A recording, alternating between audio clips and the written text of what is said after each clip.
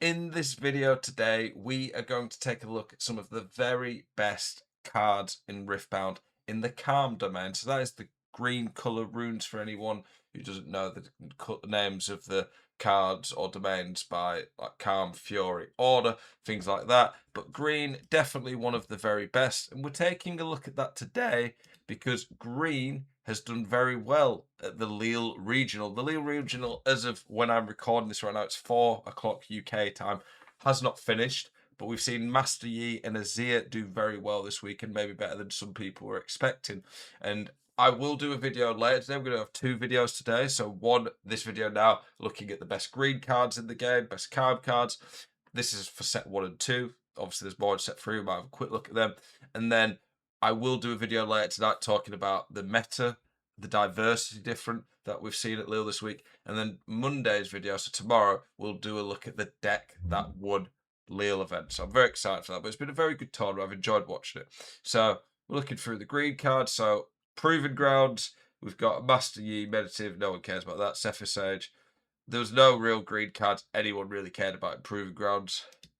The main set, some very good cards straight away that define Calm as a domain, really. Very cool runes, by the way. So Charm, very good card in the Charm in the Calm domain. Being able to move an enemy unit, this is very powerful and quite often can lead to some big blowout players. Defy, one of the best cards in the game, probably. The ability to counter any spell that costs 4 or less and no more than 1 power. This can be quite game changing at times. It's quite annoying when you play against Calm. If they've got 1 rune up there, they could do this. On guard, very good. It's a +2 might swing a lot of the time. I'm only really highlighting the cards that are really, really good in my opinion. I mean, this one's a fairly decent card. It's a gear hate card, so that's pretty good. Discipline, very, very good. +2 might and a draw 1. Very powerful card. Green domains tend to always run at least 2, if not 3 of these. There's some cool cards in here that just didn't get used much. Windwall, I don't think right now is getting used too much. It probably won't be for a while. But if there becomes a meta where there's lots of really big game-changing spells, Windwall could do that because Defy can't stop the bigger spells. The champs in this one weren't too good. Soda, very solid. I think Soda could see a lot more joy in set 3. Soda is more of a champ that kind of suits a hold meta. We don't have a hold meta as of now. However, with Poppy coming in set 3, obviously Poppy's not green, but Vex is more so the big one that could really suit a card like Soda. I think we'll see a lot more Soda. It's one of the cool things about these games that, like, Karth is a great example that he's barely seen any, if any, play at all in set 1 or 2, but in set 3 he might be a really key, powerful card. Tasty Fey Folk, really cool card here. Definitely get some use. I think it's a little slow at times, but I do like it as a card. This Yasuo's got potential in the future. Zhonya's Hourglass, pretty powerful card. White Flame Protector, pretty good, giving +8 to a unit's turn. There could be definitely 1 or 2 of this in some of the Aurora Yi decks in set 3, or even just the hold ones. It's like a quick potential bite swing. Okay, we're going to look at Spirit Forged. Desert's Call, pretty solid. This is pretty nice. It could be a potential 4 might and 2 units you can get with Sand Soldiers, or a lot of decks like this because it's versatile, just gives you a 2-drop early on. Doran Shield is okay. I don't see a lot of these cards, to be honest. Lonely Porra, very good. Works particularly well in Master Yi, that you can have a 4 might unit on a battlefield in terms of when it's holding alone. And if it dies, you still get the +1 draw. That's pretty good. Navori Scout, not a particularly great card. Fwonk, very, very good.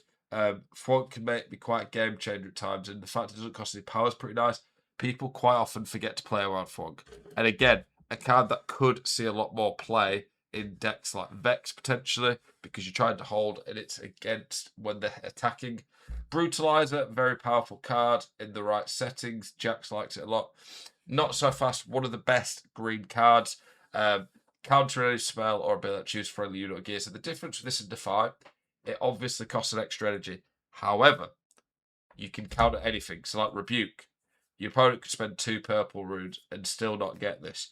Not so fast can counter any spell, even if it was 12 energy, 12 power, if it's one that chooses a friendly unit or gear. Now, it's not to be confused with some cards. So, like Thermo Beam, for example, does kill all your gear, but it doesn't choose it. So, that doesn't work on that. Stellar Corn, very, very good card. When I move draw one, it's potentially broken. Some people say, a lot of people say that they think this is a deck card that should be banned. Azir, Yi, and Irelia look like 3 of the very best performing decks this weekend at the Major Regional. I go to imagine if we look at the decks, Stellar Corn Herd is a pretty key one in those. Guardian Angel, very, very good card. Guardian Angel, one of the best gears, I would argue.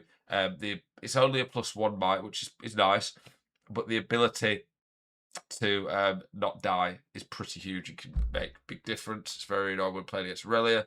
Green had arguably the best chosen champ or champ in the game in the first 2 sets in Aurelia Fervent. She's a very, very good card. I really like Aurelia Fervent in general. The fact that she can get +1 and big might swings just makes that deck so powerful. Svelsonga, really, really great card. I just think it's a little slow. I do think this is a card that long term, though, could be pretty powerful. Tiana Crown Guy, the last green card we've got in Spirit Forge here. Cool card, just I don't think it works right now. Maybe in Vex, there might be a way of getting it to work. Could be nice against decks. That could be a nice tech to stop you having to gank. Force the opponent to come after to actually kill you at your battlefield. And then Unleashed. We're going to look at some of the green Unleashed ones. Obviously not come out yet. Combat Spirit's really nice one when it comes to what you call XP decks. There's a few decent XP cards in here. This Mutated Mouser is a decent card. Soul Sword, very, very good. 1 energy, 1 green to attach, and you can get +2 might when you have 3 XP. It's really good. Ally, Eager Admirer, one of the very best cards, I think, in the whole of set 3 that's coming out, has Deflect automatically and gives Deflect to every unit at that battlefield. As in your units, not the opponent's. So if you have like 6, 7 units at that battlefield, if they want to get rid of them all, they have to pay a Deflect. If they want a Bellows Breath, 3 different units at the battlefield, they're having to pay the powerful Bellows Breath and another 3. Deflect is huge and a really big keyword, I think. And when it comes to hold, that card's going to be massive. Back Off, pretty good card. Got the ability to draw as well if needed. This Moss Stomper, really, really nice XP card. If you can get him going early in Yi, that's pretty good.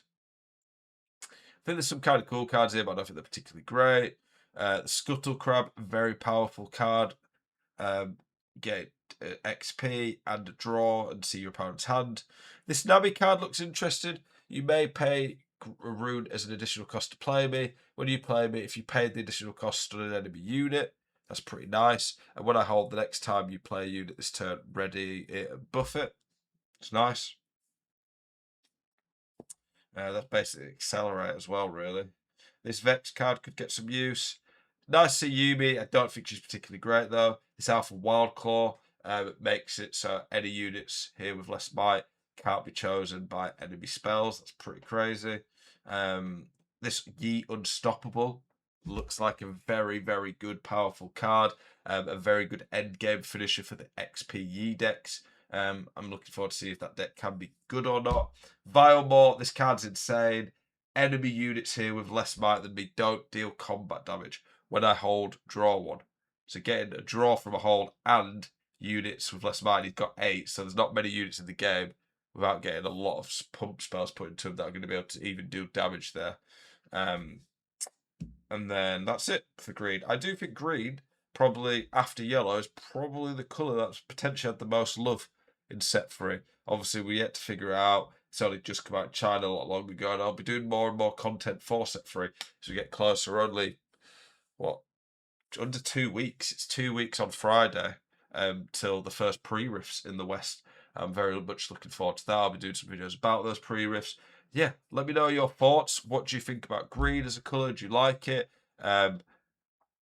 What colour do you think is the best right now? What colour do you think's got the most love in set 3? And we'll be doing a video as well later today on the Lille Regional and the meta at the moment. As always, appreciate you all tuning in. Keep it spicy. Hope to see you on the next one. Peace.